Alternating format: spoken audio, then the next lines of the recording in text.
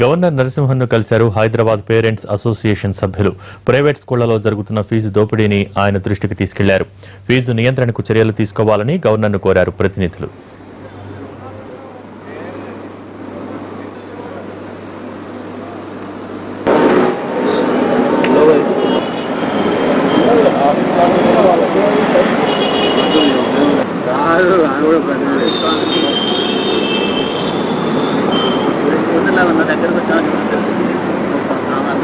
కళ్ళకు మమ్మ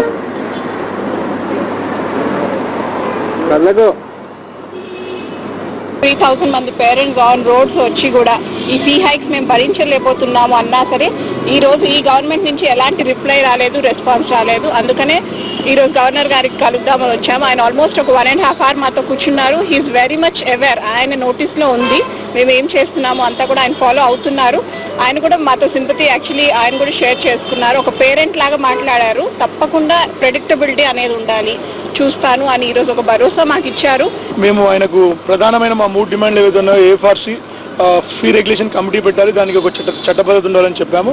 గవర్నర్ గారు సుమారుగా 1.5 గంటల మాతోని టైం స్పెండ్ చేశారు.